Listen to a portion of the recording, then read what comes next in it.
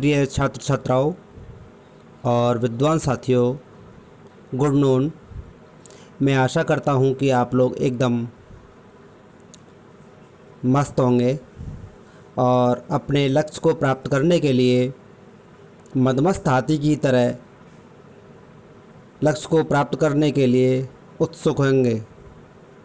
आज हम जर्मनी के भूगोलवेत्ता फ्रेडरिक रेडज़ेल के बारे में कुछ महत्वपूर्ण तथ्य और बातें बता रहे हैं। देखिए, रेडज़ेल ये जर्मन भूगोलवेत्ता हैं। इनका जन्म कार्लसरू नामक स्थान पर 1844 में हुआ। इन्होंने भूगोल में मानव को दृढ़ता के साथ में केंद्र में रखा। अब फ्रेडरिक रेडज़ेल का भूगोल में योगदान रेडज़ेल का भूगोल के संदर्भ में क्या योगदान रहा, इसके बारे में बताते हैं। इन्हें मानव भूगोल का जनक कहा जाता है। रेडज़ेल को मानव भूगोल का जनक कहा जाता है। इन्होंने सामाजिक डार्विनवाद की विचारधारा को लागू किया था। चार्ल्स डार्विन के विकासवादी सिद्धांत के विकसित रूप डार्विनवाद के विचार को मानव और मानव समूह पर लागू करते हुए सामाजिक डार्विनवाद की अवधारणा प्रस्तुत कर दी। अगला है कट्टर वातावरण निश्चयवादी। ये रेडज़ेल महोदय वातावरण के निश्चयवादी विचारधारा के समर्थक थे। जॉर्ज टैथम नामक भूगोलवेत्ता ने इन्हें प्राकृतिक निश्चयवादी कहा है। टैथम महोदय ने रेडज़ेल के लिए स्पष्ट कहना था कि रेडज़ेल के कार्यों ने विद्वानों के भौतिक भूगोल की ओर बढ़ते हुए झुकाव को नियंत्रित कर दिया है।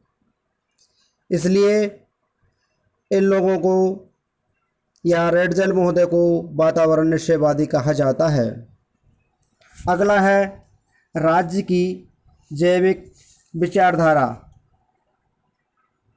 इसे ऑर्गेनिक स्टेट थ्योरी कहते हैं। इन्होंने सामाजिक डार्विनवाद की उत्तरजीविता की विचारधारा को राज्य पर भी लागू कर दिया। इसके अनुसार राज्य सजीव स्थान लिविंग स्पेस होता है। इन्होंने जर्मन भाषा के लेम्सरम के साथ प्रस्तुत किया था। इसी आधार पर इन्होंने अपनी एक पुस्तक पॉलिटिकल ज्योग्राफी की भी रचना की थी। लेवेंसरम का यहाँ पर एक थोड़ा सा अर्थ है कि भौगोलिक क्षेत्र से लिया जाता है। रेडज़ेल ने जो लेवेंसरम की जो अवधारणा प्रस्तुत की थी, उसके लिए एक शब्दावली है भौगोलिक क्षेत्र से। अगला है राज्य की ऐतिहासिक भूदृश्य की विचारधारा। रेडज़ेल महोदय द्वारा ऐतिहासिक भूदृश्य का विचार भी प्रस्तुत किया था। उनका मानना था कि किसी भी क्षेत्र में पाए जाने वाले पर्यावरण के कारकों और मानव के क्रियाकलापों के द्वारा विभिन्न प्रकार की घटनाएं घटित होती हैं और दीर्घकाल तक उस क्षेत्र का उन्हीं घटनाओं के आधार पर सांस्कृतिक भूदृश्य निर्मित हो जाता है, जो कि उनके अनुसार ऐतिहासिक भूदृश्य है।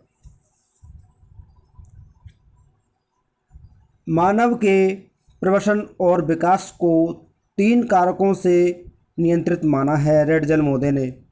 इसमें पहला है स्थिति, सिचुएशन। जर्मन भाषा में इसे लैग कहा जाता है, LAGE। दूसरा है क्षेत्र। इसे रोम के नाम से या शब्द से RAUM। अगला है प्राकृतिक सीमा, नेचर नेचुरल बाउंड्री, इसे रेहमन RAHAMAN रेहमन सबसे इंगित किया है।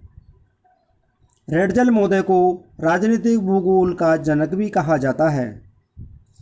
रेडजल महोदय लिप्जिंग विश्वविद्यालय से संबंधित थे। इनकी शिष्या अमेरिका की भूगोलवेत्ता कुमारी शैम्पुल भी लिप्जिंग विश्वविद्यालय से संबंधित थी। जॉर्ज टैठम नामक भूगोलवेत्ता ने रेडजल महोदय को प्राकृतिक निश्चयवाद कहा है।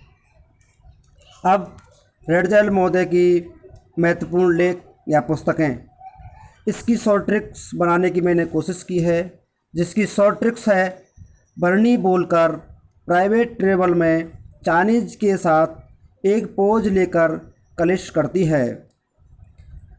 क्या ट्रिक्स है? बर्नी बोलकर प्राइवेट ट्रेवल में चाइनीज के साथ पोज लेकर क्लिश करती है। अब इसका बर्नी का मतलब हो गया डी बर्निंगटन स्टेटन बॉर्न नॉर्थ अमेरिका। इसमें नॉर्थ अमेरिका का भौतिक और सांस्कृतिक अध्ययन प्रस्तुत किया है। दूसरा है बोलकर कुंडे, इसका अंग्रेजी अनुवाद द हिस्ट्री ऑफ मैनकाइंड्स है। अगला है प्राइवेट नेसेंट, अगला है ट्रेवल में है ए ट्रेवल ऑफ नेचुरलिस्ट। अगला है चाइनीज इमिग्रेशन, चाइना प्रवास, ये एक शोध ग्रंथ है इनका। अगला है एंथ्रोपोज्योग्राफी। इस पुस्तक के आधार पर मानव भूगोल का जनक भी कहा जाता है। इस पुस्तक के दो खंड हैं, एक 1889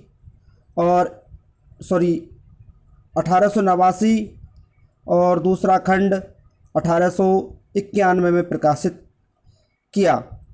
प्रथम खंड में कार्ल रिटर के अर्धकुंडे का क्रमबद्ध रूप से विश्लेषण प्रस्तुत किया है।